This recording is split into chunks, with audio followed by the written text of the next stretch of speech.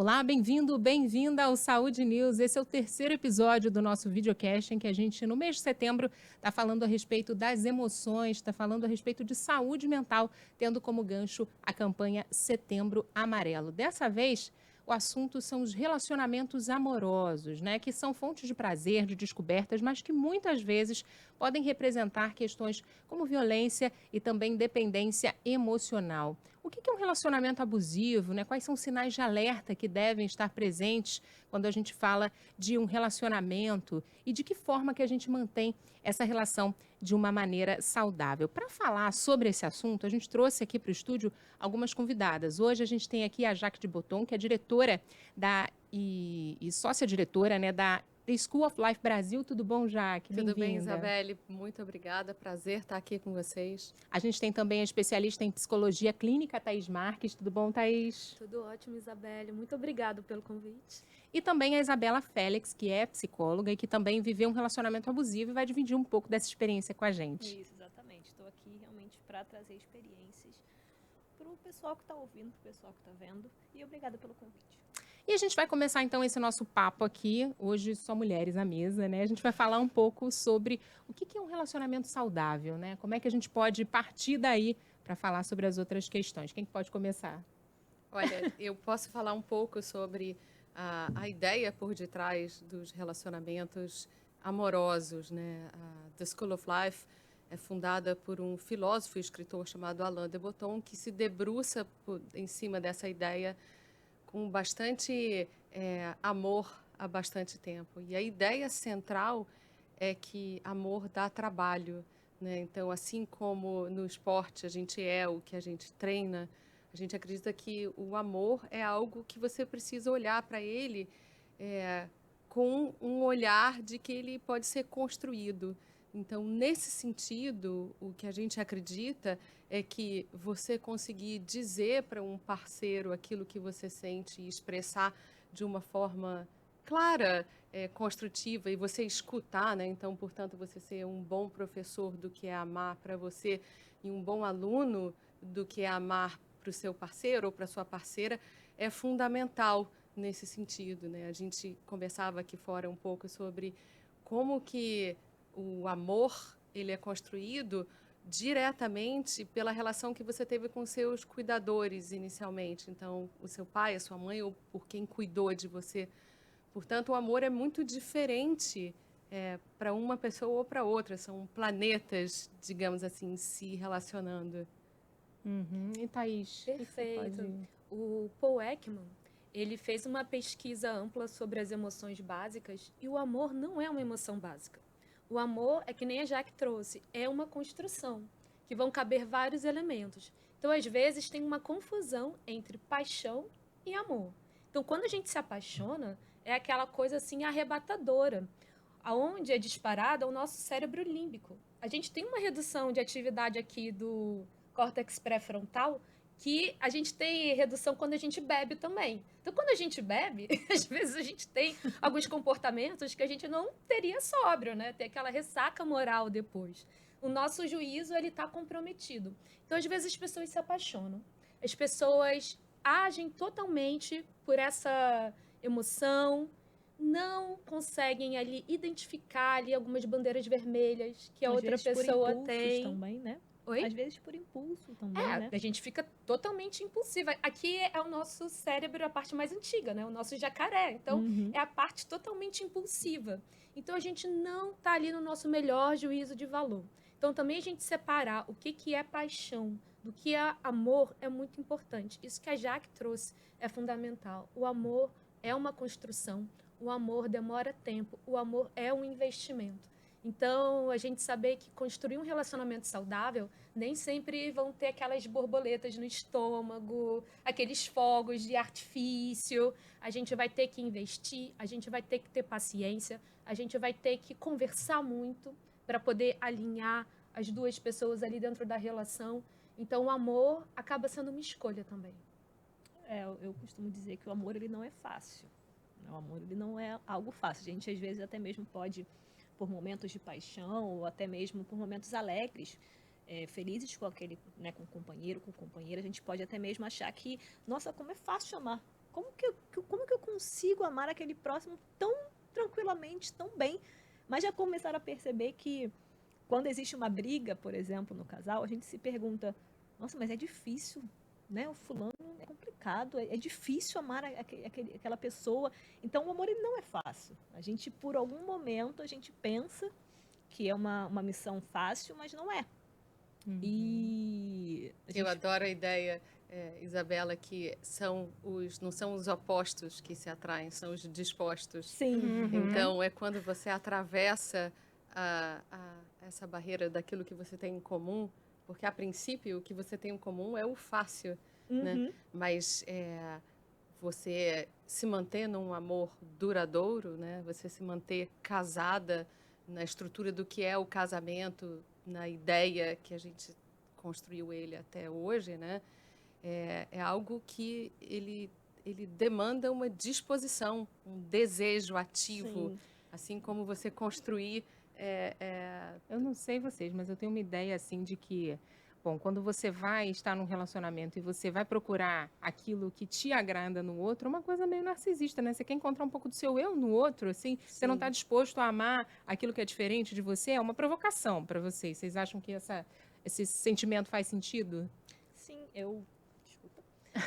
Porque eu ia falar exatamente sobre isso, porque eu já passei por um relacionamento abusivo, né? Só que, no caso, eu era abusiva do relacionamento.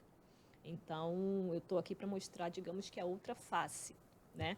E a gente costuma realmente, né, na época, isso foi em 2018, até eu buscar realmente uma ajuda psicológica, né? Uma ajuda profissional, eu achava realmente que todo mundo deveria ser como eu. Eu achava que o próximo, por exemplo, quem eu fosse amar, deveria ser como eu. Então, por que que não é? Por que que não é? A gente fica pensando, caramba, mas por que que não pode ser pelo menos um pouco parecido? Pelo menos um pouco, caramba, a gente pode ter essa junção ali, né? Essa igualdade. Mas não, normalmente a gente ama a pessoa que é totalmente diferente da gente. Às vezes a gente quer moldar aquela pessoa como se a gente quisesse. Mas, Isabela, você não acha que a gente acaba procurando no amor algo que é familiar, mais do que ser Sim. parecido ou não? Algo que te soa familiar. Sim, E que, com portanto, certeza. você consegue... Com certeza, isso a gente está sempre buscando, por exemplo, a gente às vezes cresce no meio familiar, que a gente vê como que é o amor. A gente consegue ver ali, por exemplo, como é o afeto, como é um carinho, como é um abraço. E às vezes a gente quer colocar isso em prática, mas nem sempre sai como a gente... Um amor saudável, Com né? um amor saudável. Às vezes o amor que a gente aprendeu, por exemplo, na infância, é um amor mesmo abusivo, sabe? É uma forma de querer proteger tanto, por exemplo, né? Os pais, eles têm essa questão ainda de querer proteger tanto o filho, que acaba achando que aquilo ali é um amor. Não, porque eu te amo, por isso que eu quero te proteger. Por isso que eu quero que você fique aqui comigo. Excesso de proteção é controle, né? Exatamente. As coisas ficam confusas, assim, nesse campo. E, às vezes, a pessoa entende... O pai ou mãe diz que ama, mas, ao mesmo tempo, bate, ao mesmo tempo, Sim. xinga. E aí, a pessoa cresce acreditando que o diz que amor aquilo é amor. é essa confusão. Exatamente. E aí, quando ela cresce, ela fica ali vulnerável a ter uma experiência parecida com o que ela teve na infância, de confundir abusos com amor. E aquilo ali fica muito misturado.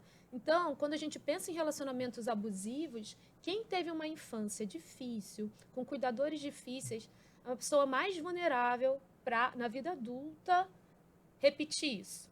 Então, assim, quem teve problemas na infância com os pais, gente, faça terapia para você poder resolver essas questões e não repetir o que você viveu. É muito importante. Eu acho que o resumo é faça terapia, ponto, né? Quem puder fazer terapia. Puder, claro. Mas, Mas hoje, por exemplo, eu acho que a terapia ela está muito acessível. eu acho tá que bem não só a acessível. terapia, mas assim, talvez expandindo um pouco mais, né? Acho que a importância de você se conhecer.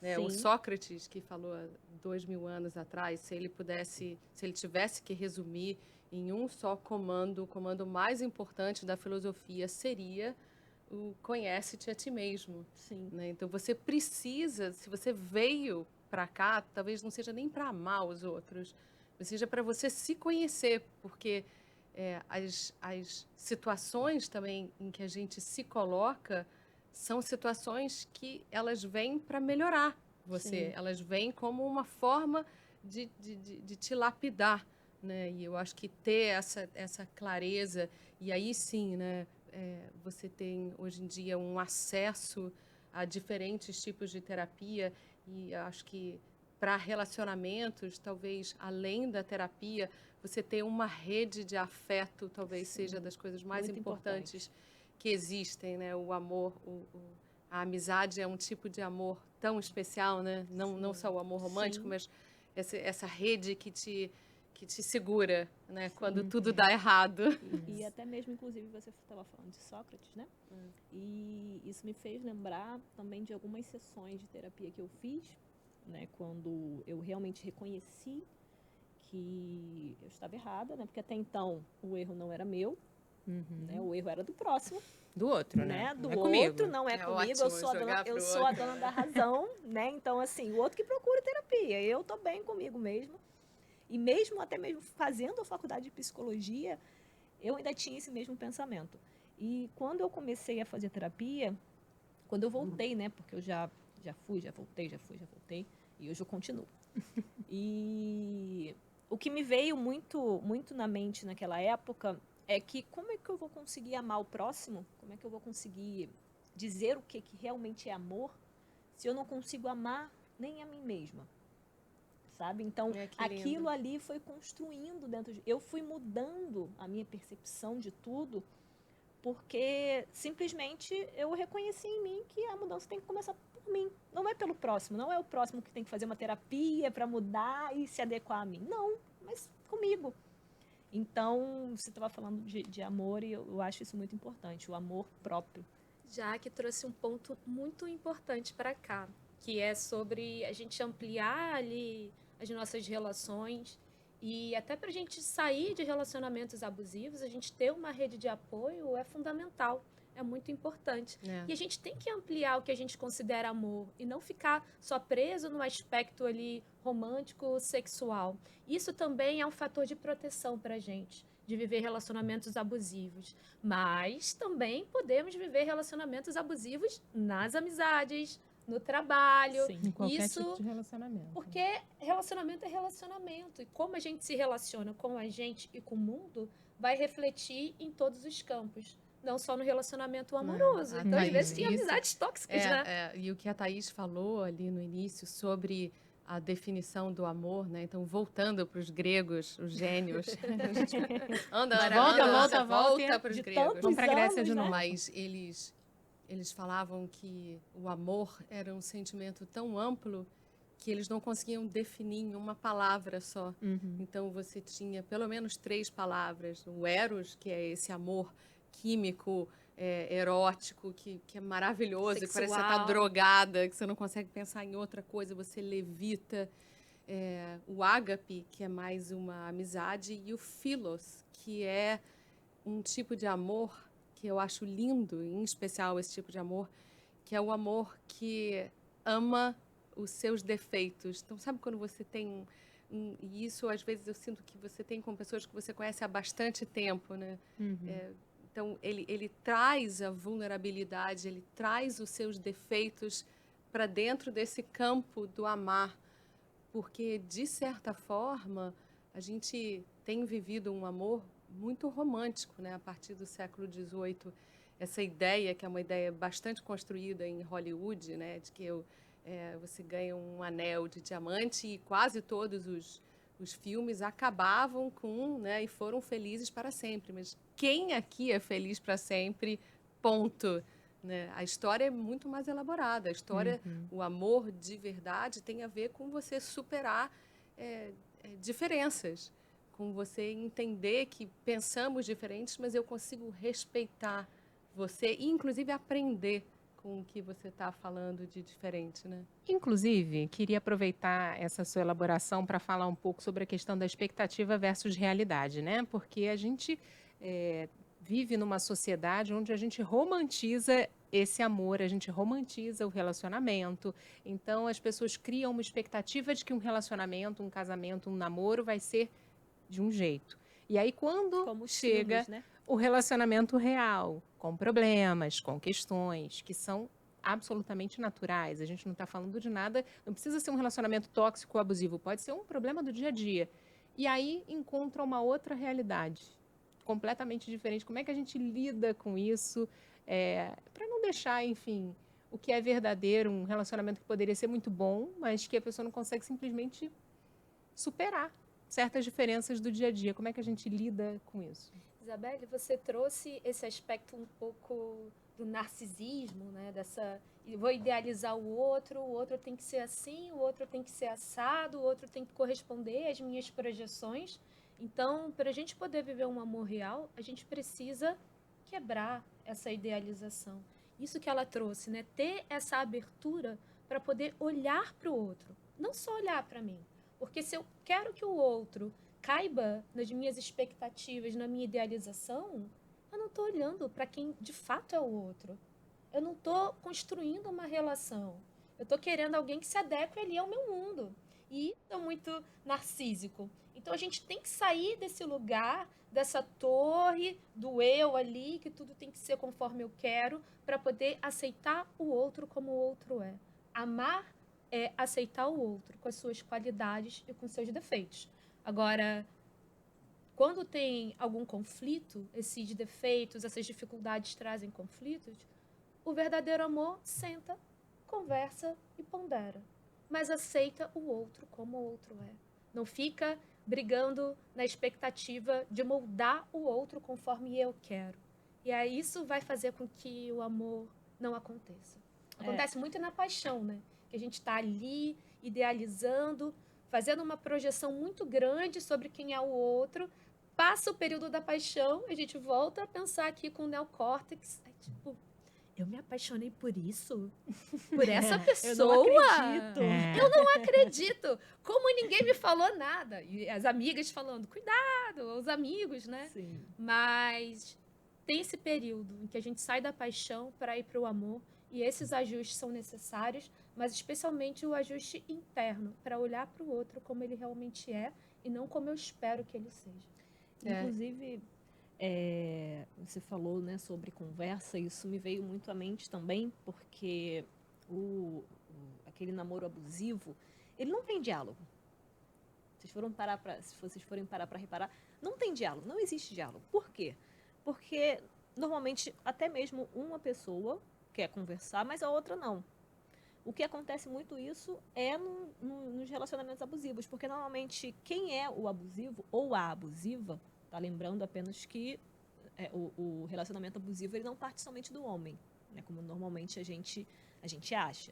Tem sim mulheres abusivas, sim, e que continuam sendo, até mesmo o marido às vezes continua acalentando aquilo ali para o casamento durar.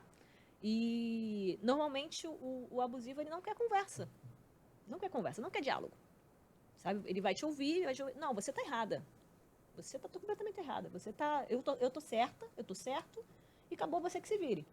Fim de papo. Não, mas poxa, vamos conversar sobre aquela beleza. Não quero conversa, acabou. E é exatamente isso. O amor ele precisa ser dialogado. É uma troca, né? É uma troca. Eu acho que as boas isso. conversas, quer dizer, as conversas que são profundas, né? A Thaís estava falando, né, de você olhar para o outro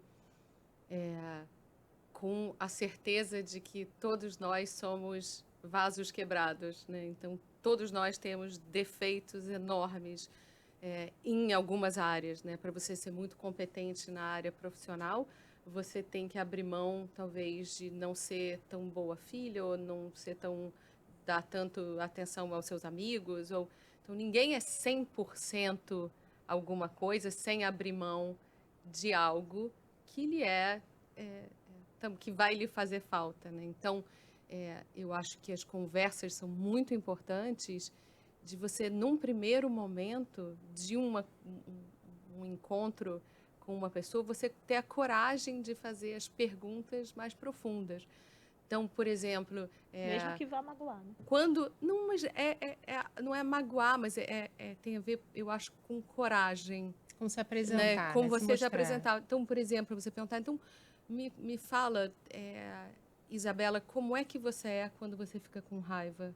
Sim. Porque o momento em que você vai ficar com raiva vai chegar, né? Então, você é uma pessoa que se importa mais com o passado ou com o futuro? Você tem muita mágoa? Então, você se aprofundar também nesse conhecimento verdadeiro do outro. Conhecer o próximo. E aí eu acho que tem 3 habilidades que precisam vir para jogo, como como se você estivesse temperando mesmo uma comida, né? Que é a tolerância, a paciência e a gentileza.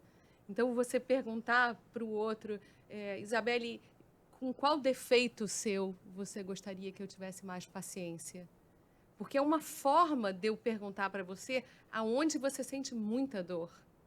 E aí, de novo, né, a gente cai para o início da conversa, que isso é um exercício. Então, você Diário. tem lista de perguntas, a gente tem isso na escola, mas a gente não é o único. Tem a Brené Brown, que fala muito disso, tem a Esther Perel, que é uma referência atualmente que fala muito de amor, que é uma psicóloga belga excepcional. E eu acho que são esses recursos que você precisa trazer para jogo de uma forma leve, de uma forma construtiva, como você faz com tudo na sua casa, né? Você não está numa casa há 15 anos e não tem que pintar a parede, por exemplo, né? E aí eu acho que talvez trazer o humor para essa relação seja algo muito benéfico que a gente acaba se esquecendo, né? No dia a dia, né? Imagina você passar o resto da vida com uma pessoa que não te faz rir, gente. Nossa, Não tem gente, condição. não tem condição. Eu abro não mão de tem. várias coisas. Rir, nunca. É verdade. Eu normalmente, até mesmo interrompendo, eu desde bem pequena, eu ouvi, inclusive, o Charlie Chaplin falar que um dia sem rir é um dia desperdiçado. Inclusive, eu tenho essa frase tatuada, porque a minha vida é um eterno riso.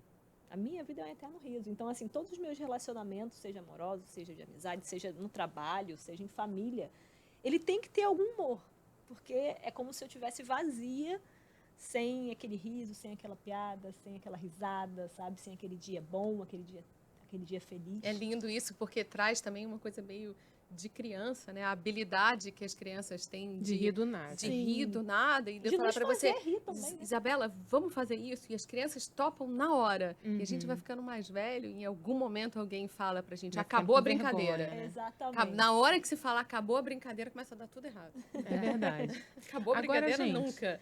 Quando a gente está falando de relacionamento abusivo, tem pessoas que podem estar vivendo uma situação como essa, né? Como é que sai dessa, né? Você está vivendo ali, você já identificou que tem alguma coisa que não está funcionando bem, já não tem mais conversa, já está naquele ponto em que a pessoa está mais aborrecida do que está num relacionamento saudável, já não está mais dividindo a vida, né? Como é que faz para romper um ciclo que está desse jeito, assim? Já se identificou que, olha, tá bom, entendi, não é isso aqui, mas não consegue sair. Isso é comum também, né? Como que faz?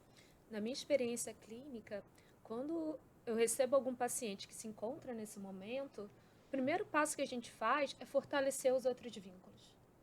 Quanto mais vínculos saudáveis ela tiver com outras pessoas, seja com família, com amigos, é mais fácil para a pessoa conseguir sair dessa relação sem ter aquela queda, sem voltar, sem ficar se sentindo muito sozinha, porque essa vulnerabilidade a pessoa termina. Porque mal ou bem, aquele relacionamento está ocupando um papel. Tem o lado ruim, que isso é o que faz as pessoas ficarem muito tempo em relacionamentos abusivos. Ah, isso daqui é ruim, mas também tem esse lado bom. Então, esse lado bom, que é a companhia, a presença, ela pode encontrar em outras relações. Quanto mais fortalecidas estiverem essas relações, mais fácil é para ela conseguir romper com esse ciclo e recomeçar a vida. É algo muito interessante que você falou, porque, né, voltando realmente, eu estive num relacionamento abusivo e normalmente a gente sempre pensa que assim, né, até mesmo quem tá vendo, tá ouvindo, vão se familiarizar com isso, porque normalmente a gente fala que A gente já está um tempo, por exemplo, no namoro, num relacionamento, seja noivado, casamento, tá? E a gente sempre se pega, às vezes, na comodidade, tá? Às vezes aquele relacionamento tá abusivo, só que chega um certo momento que a pessoa, ela fala, mas será que vale a pena realmente terminar? Isso, tudo bem que não tá valendo minha cabeça, minha saúde mental tá horrível, eu tô infeliz, mas, poxa, ele me faz bem, ela me faz bem. A gente já tá tanto tempo junto, a gente tem filho, a gente já tem uma casa. Eu acho que isso não vale a pena, vamos deixar. E daí vai empurrando, empurrando, empurrando, e acaba que você vive um casamento, um namoro muito infeliz, com aquele medo da perda, com aquele medo de realmente ficar sozinha, de ficar sozinho, né, de achar que não vai conhecer outra pessoa igual. Quando na verdade não é assim, né? Olha quantos milhões de pessoas que tem no mundo. A gente às vezes só fica se prendendo àquilo ali porque acha que é o futuro. É aquilo ali que é o futuro. E aí, em cima do que a Isabela falou, um bom pensamento para quem está procrastinando, né, sair de uma situação difícil, é você pensar na perspectiva da vida e na finitude da vida, né? Que a gente genuinamente não sabe o dia de amanhã. Então, a gente passou por uma pandemia e se nesses 2 anos a gente não conseguiu dar mais valor ao tempo, à qualidade de tempo, né? O que a gente faz com o nosso tempo, você não vai aprender nunca mais. Porque eu acho que tem a ver com isso. Agora, como fazer, eu acho que você precisa de ajuda profissional, né? Eu não sou uma especialista em terapia, mas eu acredito que o que a Thaís falou, e aí falando um pouco pessoalmente, todas as vezes em que eu tive que sair de um relacionamento abusivo ou não, essa rede de afeto, essa vitalidade, as pessoas que te deixam com essa pulsão de vida, foi fundamental para mim. E eu também acho que, num sentido maior, a natureza talvez seja a maior terapeuta que existe no mundo, porque ela coloca você em harmonia. Mas, com certeza, a Thaís tocou no ponto essencial, que é você procurar ajuda profissional mesmo, assim, não enrolar, porque a gente não tem toda a vida. A vida, ela é breve e ela é frágil. Não se levar ao comodismo, né? Como muitos levam. Mas assim, e as pessoas que estão em volta, Thaís, assim, podem ajudar? Porque é tão difícil essa posição, né? Aí às vezes você chega e fala, olha, fica de olho, não faz isso, não fica com essa pessoa. Aí eles voltam, o casal volta. Aí fica aquela situação super incômoda, tipo, falei para eles terminarem, agora estão lá juntos, como é que eu vou ficar perto? E as pessoas se sentem incomodadas. É porque, assim, há muito tempo se falava, em briga de marido e mulher não se mete a colher. Quando começou a questão da violência doméstica a ganhar mais visibilidade, todo mundo começou a dizer, não, se mete a colher sim. E quando a questão do relacionamento abusivo, né, num ponto de vista mais até violento, que a gente não está falando de agressão física, mas até violento verbalmente, né? Você está sentindo que aquela pessoa está se sentindo violentada de alguma forma dentro daquela relação. A gente começou a dizer, não, tem que meter a colher sim. E aí, como é que fica a posição de quem está de fora, está vendo que a pessoa não está vivendo uma boa situação, quer ajudar de alguma forma, mas fica se sentindo um pouco, enfim, constrangido de tocar no ponto, né, no ponto chave ali da situação. A gente vai meter a colher sim, ainda mais se tiver agressão, e agressão que nem você trouxe. Não é só física, é verbal e sexual também. Isso é um ponto importante para a gente esclarecer, que mesmo que você tenha um compromisso com outra pessoa, se a pessoa te perdi a palavra. Se a pessoa te obriga ali a ter relação sexual com ela, Coage, né? Coage, obrigada. Faz ameaça. Se você não transar comigo, então vou buscar outras pessoas na rua. E a pessoa acaba se submetendo. É uma violência sexual também. Então, existem vários níveis de violência dentro de uma relação. Às vezes a pessoa, ela tá tão incapacitada, tá tão fragilizada, que ela sozinha não consegue sair da relação. Então, tem aquela amiga que avisa, olha, tá acontecendo isso com você. Ele tá sendo abusivo com você. Essa pessoa que orienta a amiga, e aqui a gente fala sobre o amor, né? Aceitar o outro como o outro é, também vai ter que entender o momento da outra pessoa. Que às vezes ela realmente não tá conseguindo sair daquela relação. E aí a gente não vai julgar. Tipo, olha o que você está fazendo com você. Olha, você está continuando, tô te falando para sair, você continua sendo violentada? Não. A amizade vai orientar, mas também vai ter paciência com o processo da pessoa. Mas se a pessoa estiver muito arraigada naquela relação abusiva, aí só ajuda profissional. Porque os amigos também vão ter que lidar com a limitação deles. Nem sempre você vai conseguir resgatar um amigo, uma amiga de uma relação assim. Então, vai orientar para que a pessoa procure ajuda profissional. Agora, caso tenha bastante violência e a pessoa não consiga sair, aí denúncia. Vai denunciar. A Lei Maria da Penha, ela foi criada exatamente com base nisso. Era uma pessoa que ela sofria abuso, ela fazia uma denúncia e ela retirava a denúncia. Ela voltava para a relação abusiva. Ela fazia a denúncia e ela retirava a denúncia até que ela morreu. Então, dentro da relação abusiva física, né? Então, hoje em dia, quando você faz uma denúncia de abuso sexual, de violência, você não pode retirar. Então, é interessante porque é exatamente essa espiral onde você pega, que até onde vai a sua conivência com a situação, né? Que você não consegue sair, você é codependente daquela situação, e até onde vai, até onde você como amiga ou amigo, né, que vê essa situação, consegue interferir. Né? É uma linha muito tênue, mas que eu acho que a justiça conseguiu, né? Quer dizer, uma lei conseguiu determinar, porque realmente psicologicamente são tantas camadas que é difícil você fazer um diagnóstico, você atuar, você ser amiga, você ser parte da situação, mas bottom line é que eu acho que não, se você tem um vizinho que você ouve, ou a mulher, ou o marido, ou está numa situação de agressão, você precisa denunciar. Essa é uma visão muito pessoal e é o que eu faria. Assim, vale até mesmo ressaltar também que normalmente quando a gente vê, né, um relacionamento abusivo, seja ele físico, né, emocional ali, na fala também, existe muito na fala e, na verdade, poucas pessoas acham isso. Então, por exemplo, se um casal ali está sofrendo realmente um relacionamento abusivo, porque, por exemplo, ou a parte do homem ou a parte da mulher, ou enfim, o abusivo ali, ele vai te xingar, ele vai falar coisas horríveis para você, mas quando for no dia seguinte ele vai estar arrependido. Ele vai falar o seguinte: eu vou mudar, desculpa, tira aquela acusação lá. Poxa, você quer que eu seja preso? Você quer que eu seja presa?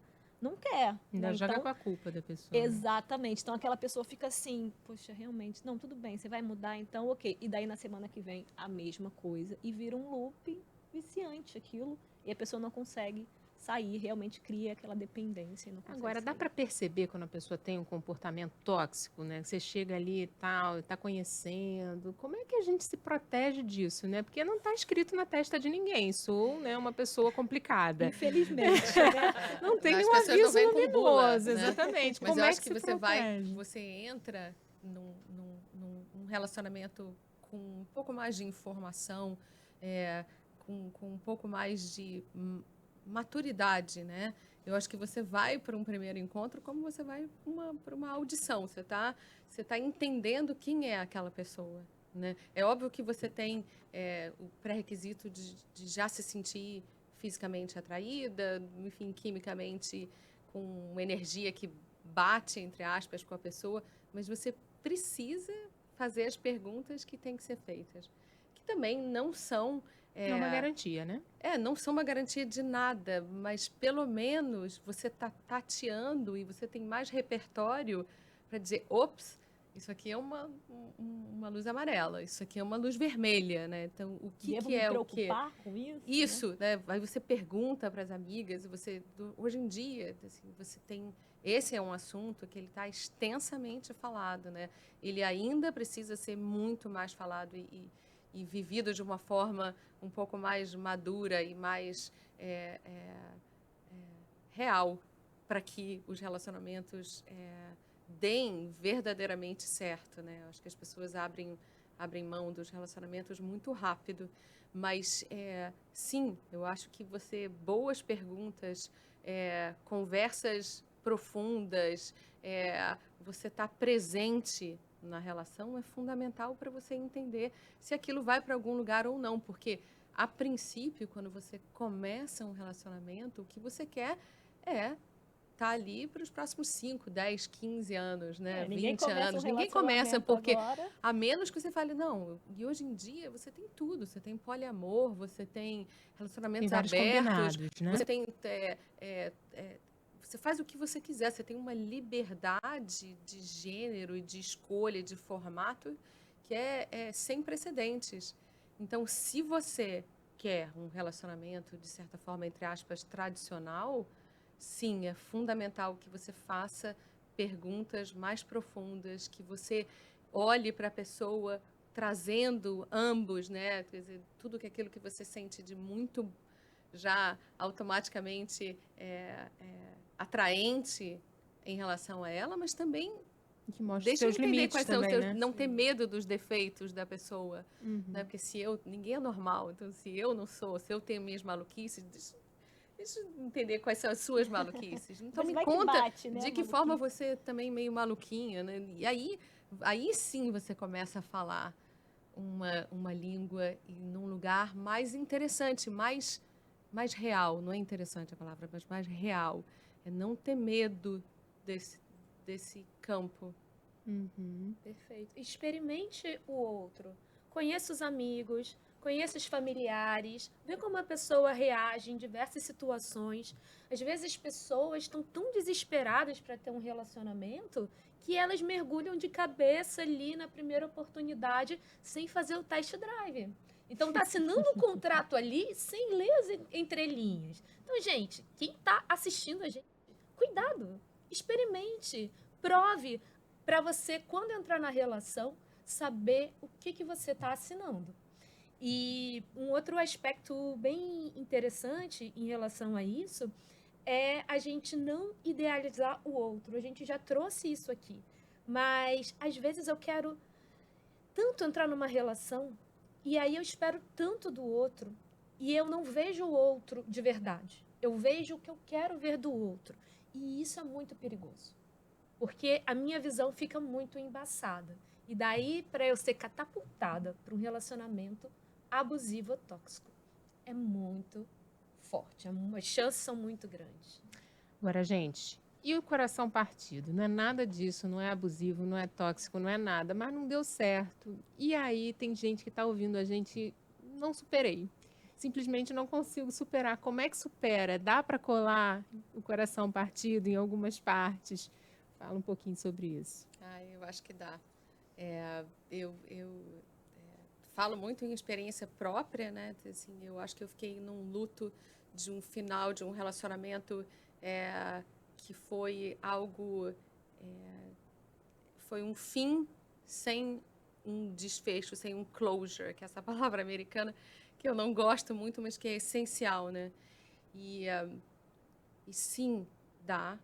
E eu acho, depois de ter feito assim, vários experimentos, eu realmente me debrucei sobre esse assunto. Eu acho que você se perdoar e você perdoar o outro, mas primeiro você se perdoar pelas escolhas, pelo que você não fez, pelo que você fez, e depois você conseguir perdoar o outro e entender que ele fez o melhor que ele podia ter feito. Quando não é um relacionamento abusivo, quando é um desencontro, quando é algo inexplicado, isso colocado, eu acho, qual é a forma de você fazer isso? Tem milhões de formas. Você pode fazer terapia, você pode... Eu acho que o exercício físico é algo que ajuda muito, porque tem um componente químico de tristeza enorme, de vazio, né? Então, eu acho que ele é fundamental, muito mais fundamental do que é dito. Tem o fato de você ter que viver um período de luto. Tem rituais que você pode fazer. Eu me lembro que nessa época eu não sou uma corredora, mas eu fui correr uma meia maratona na Patagônia, porque eu falei, qual é a coisa mais inusitada que você pode pensar em fazer? E eu fui até lá porque eu acho que eu queria enterrar uma dor.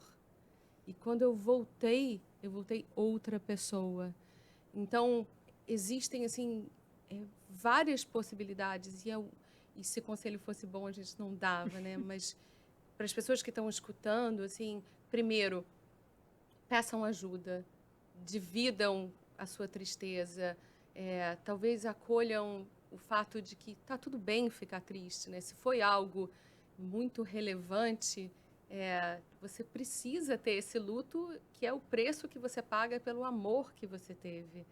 Então, talvez se aquilo não tivesse sido tão intenso, tão verdadeiro, você ia tirar de letra. Mas quem quer tirar a vida de letra se o preço for você não ter vivido um amor de verdade? As coisas valem o quanto custam, As né? coisas, exatamente, o quanto você coloca a sua alma. E, no fundo, eu acho que é isso mesmo, é você trazer para a mesa que tem vezes que não dá certo. E tá tudo bem. E tá tudo bem. E assim, gente, e é melhor que você tenha tido, que não tenha dado certo.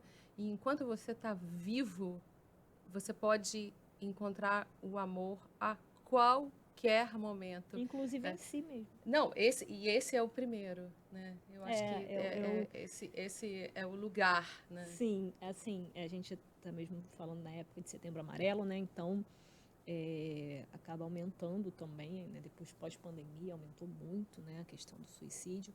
E adentrando nessa questão amorosa, né? Do relacionamento, muitas pessoas, a maioria mulheres, né? Isso em estatísticas mesmo que mostram, a maioria mulheres que acabam um relacionamento, elas sofrem bem mais do que os homens. Tá? Não digo que os homens não sofrem, mas sofrem muito. E o que acontece? Aquilo ali, aquele sofrimento, aquela tristeza pode virar uma tristeza muito profunda e calhar numa depressão. Se você não busca uma ajuda, se você não reage, por exemplo, né? Tem muita gente, por exemplo, que não reage. Acabou o relacionamento, acabou minha vida, morri, não tenho mais o porquê viver, né? Então, acaba também acontecendo daqueles pensamentos, né? De pensamentos suicidas mesmo, né? Eu não sei como é que eu vou viver agora. Eu vivi com aquela pessoa durante anos, ou até mesmo durante meses. Como é que eu vou viver agora sem aquela pessoa? Né? Então, realmente o que você falou faz muito sentido na questão de que você tem que reagir. Mas reagir como? Reagir da maneira que eu já estava? Não.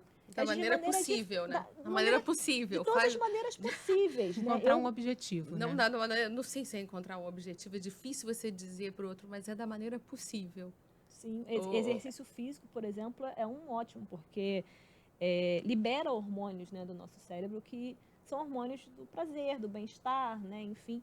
E isso faz muito bem, primeiro, para o nosso corpo. Normalmente também as mulheres, quando terminam, falam, não, então agora eu vou entrar na academia, vou cuidar do meu corpo, porque é isso. Mas também para o nosso cérebro, né? E também a ajuda terapêutica, gente, precisa, é necessário, porque é um luto, tá? O luto, ele não é somente quando uma pessoa morre, né? Às vezes a gente costuma pensar assim, poxa, perdi fulano, faleceu ano passado. Não, mas o luto também é uma perda de emprego, por exemplo. É uma perda de um relacionamento, às vezes duradouro, às vezes passageiro. Às vezes de uma amizade, né? Às vezes de um cachorro. Às vezes de um... Exatamente, de um animal, né? E as pessoas, às vezes, não estão acostumadas com luto, né? Acho que ninguém está acostumado com luto, né? Então, passar por aquele processo requer um tempo, né? A gente não vai ser hipócrita aqui em dizer que hoje a gente terminou e amanhã a gente já está tudo bem, está pegando todo mundo na rua, está conhecendo um outro amor, quando na verdade não é. A gente precisa realmente desse tempo. Mas sabe, Isabela, você trouxe esse aspecto do reage, e quando a gente passa por um luto, a gente passa por um tempo numa tristeza. E a tristeza é uma emoção que deixa a gente num lugar mais introspectivo. Uhum. Então, às vezes, a gente vai precisar desse tempo para a gente organizar nossas emoções, para a gente poder se acolher, para a gente poder ser acolhido pelos outros. Uhum. Então, às vezes, a gente acha que tem que fazer e acontecer isso, né? Agora eu vou para academia, Sim. eu vou viajar. Ela trouxe sobre correr lá na Patagônia. Eu, quando terminei meu último relacionamento, no ano seguinte, eu fiz 7 retiros. Um dos retiros foi de 1 mês, lá na Suíça. E foi um lugar de introspecção, onde eu consegui ir me reorganizando para poder lidar com o meu luto, para poder reorganizar a minha vida. Então, nem sempre a gente precisa fazer uma coisa para fora. É importante a gente ser muito honesto com a gente normalizar aquele período de dor, aquele período de sofrimento, porque ele passa. Se a gente tenta fingir que aquilo ali não está acontecendo, aquele conteúdo fica lá dentro e a gente fica com aquilo mal curado. E aí a gente acaba sendo catapultado para outras relações, sem ter finalizado propriamente bem aquela outra relação anterior. Então, a gente acaba tendo repetições. Então, a gente tem que ser honesto e ok. O mundo cobra isso, né? Que a gente esteja bem o tempo todo, postando foto, feliz, viajando, sorrindo, as Instagram. amigas. Vai pegar todo e aí mundo. você termina um relacionamento, aí a pessoa do outro lado vai lá e posta uma foto linda, e você fica assim, olha, ele tá bem, eu tô péssima. Pronto, aí começa um outro ciclo. Gente, sem stalkear a ex. Por favor, por favor. Não precisa deletar, mas dá uma ocultadinha ali nos stories. Por um tempo, né? Pra quê? Gerar mais sofrimento para você. Mais, né? Se até mesmo ficar, às vezes a gente acaba terminando um relacionamento, por exemplo, e acha que o outro tem que estar na mesma pele que a gente, tem que estar no mesmo sofrimento. Se eu tô sofrendo, a pessoa também tem que sofrer. Mas quando na verdade não. É uma história própria, forma, né? Eu acho que é uma história. E a Thaís falou uma coisa que veio automaticamente, uma música na minha cabeça, que é aquela música do Caetano que fala que a tristeza é senhora, desde que o samba é assim. Então, porque realmente tem coisas que você cria quando você está triste, tem lugares que você acessa quando você está triste. Então, são sempre ideias de que, dependendo da emoção, você sempre tem como tirar algo daquilo. Ai, só me vem à cabeça aquele filme Divertidamente, né? Não só porque eu tenho 2 filhas pequenas, então vejo muita animação, mas é porque o filme é realmente muito profundo, né? Genial. No que trata Ele é muito bom. da mistura das emoções, do quanto é importante você ter o seu momento de tristeza para que você acesse situações e cresça com elas, né? E se você for pensar, né, quer dizer, são todos os opostos, né? O yin e yang, né? A pessoa que tem luz, ela tem trevas. Não tem como você dar valor a uma felicidade, a um momento pleno, se você nunca tiver tido uma tristeza, momentos de depressão, momentos em que as coisas não estavam indo tão bem. Você precisa, né? se jogar e se entregar nisso, mas viver e respeitar esse momento, né? Essa inteligência emocional é você conseguir fazer uma leitura um pouco mais clara dessas emoções e poder contar ela para os outros sem que nem você nem os outros se assustem tanto, né? Então, a gente sabe que depois de uma certa idade, né, que as coisas vêm, tem períodos em que está tudo dando certo, mas tem períodos em que você fala, respira fundo e atravessa essa onda, porque são 7 ondas e você, né, fica calma e aí você pode recorrer, por exemplo, à ideia dos estoicos, né, dessa filosofia que ajuda muito as pessoas a lidarem ou a desenvolverem a resiliência. Eu sei que o tema não é esse, mas se a gente for pensar, os últimos 2 anos foram anos em que a gente saiu muito mais resiliente. Se a gente fosse contar aqui para todo mundo, olha, você vai passar os próximos 2 anos, o seu trabalho vai parar ou vai triplicar, quer dizer, você vai ter uma pandemia. Ou vai perder o emprego. Ou você vai perder o emprego e a gente sobreviveu. Né? A questão muito é como, né? Como você quer viver essa vida. Então, eu sempre acabo internamente mesmo, né, voltando para a questão que o motivo, a razão pela qual a gente veio aqui é para se conhecer, para você saber quem você é e conseguir contar para o outro um pouco melhor. Olha, eu sou muito estranha no que diz respeito a isso, mas eu sou incrível aqui. E perguntar isso para o outro e normalizar, eu acho que é um pouco mais essas conversas. Gente, acho que se der corda, a gente vai até amanhã falando. Com certeza. Mas, infelizmente, em algum momento a gente teria que chegar a esse momento. Vamos ter que pôr um ponto final aqui no nosso papo. Queria agradecer demais as nossas convidadas. A Jack de Botton, que é a diretora e sócia fundadora da The School of Life. Jack, muito obrigada. Muito obrigada, Isabelle. Eu também agradeço a Isabela Félix, que é psicóloga, né, que viveu um relacionamento abusivo, dividiu um pouco dessa experiência com a gente aqui. Sim, obrigada. Eu viu? agradeço também. E eu espero, sim, que quem esteja ouvindo, quem esteja vendo, possa se sentir até mesmo motivado a buscar uma ajuda, procurar uma ajuda, ver que não está sozinho, não está sozinha. E, enfim, mais uma vez eu agradeço pelo convite. E também a Thaís Marques, que é especialista em psicologia clínica. Thaís, muito obrigada aqui pela tua participação, viu? Eu que agradeço, adorei aqui o bate-papo, adorei estar aqui com vocês. Gente, esse foi mais um Saúde News. Agradeço a sua companhia também. Se você gostou desse episódio, pode dar uma voltada aqui na nossa playlist, acompanhar os outros também, episódios em que a gente falou de saúde mental, sobre o prisma do trabalho, e também falamos a respeito de família. E eu lembro a você que toda segunda-feira tem conteúdo novo aqui no Saúde News. Na próxima semana a gente vai estar falando um pouquinho sobre a juventude. Obrigada pela companhia.